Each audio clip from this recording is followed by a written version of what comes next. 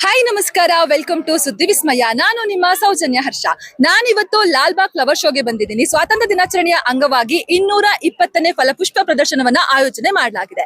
ಈ ಬಾರಿ ಎರಡು ವಿಶೇಷತೆ ಇದೆ. ಒಂದು ವಿಶೇಷತೆ ಏನಪ್ಪಾ ಅಂತಂದ್ರೆ ಗಂಗರ ಆಳ್ವಿಕೆಯ ಕಾಲದ ಕಲಾಕೃತಿಗಳನ್ನ ರಚನೆ ಮಾಡಲಾಗಿದೆ.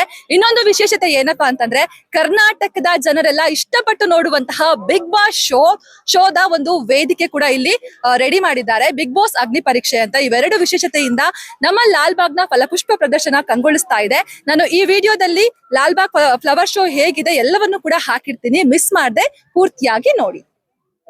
ಹೌದು, ಸ್ವಾತಂತ್ರ್ಯ ದಿನಾಚರಣೆಯ ಪ್ರಯುಕ್ತ ಲಾಲ್ಬಾಗ್ನಲ್ಲಿ 220ನೇ ಫಲಪುಷ್ಪ ಪ್ರದರ್ಶನ ನಡೀತಾ ಇದೆ.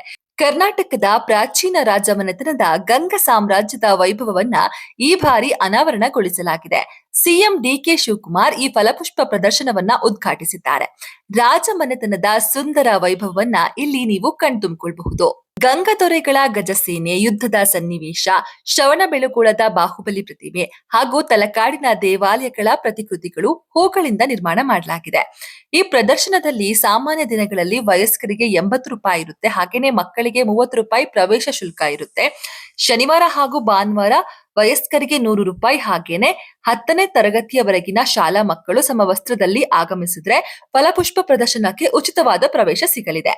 ಸಾರ್ವಜನಿಕರಿಗೆ ಆನ್ಲೈನ್ ಟಿಕೆಟ್ ವ್ಯವಸ್ಥೆ ಹಾಗೂ ವಾಹನ ನಿಲುಗಡೆಗೆ ಪಾರ್ಕಿಂಗ್ ವ್ಯವಸ್ಥೆ ಕೂಡ ಇದೆ.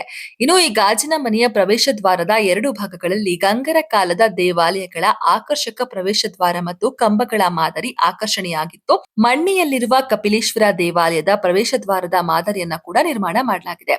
ಈ ಫ್ಲವರ್ ಶೋ ಆಗಸ್ಟ್ 17ರ ತನಕ ಇರುತ್ತೆ. ಯಾರ್ಯಾರು ಹೋಗಿಲ್ವೋ ಹೋಗಿ ಒಂದ್ಸಲ ನೋಡ್ಕೊಂಡ್ ಬನ್ನಿ. ಇದೇ ರೀತಿಯ ಮತ್ತಷ್ಟು ವಿಡಿಯೋಗಾಗಿ ನೋಡ್ತಾ ಇರಿ ಸುದ್ದಿ ವಿಸ್ಮಯ.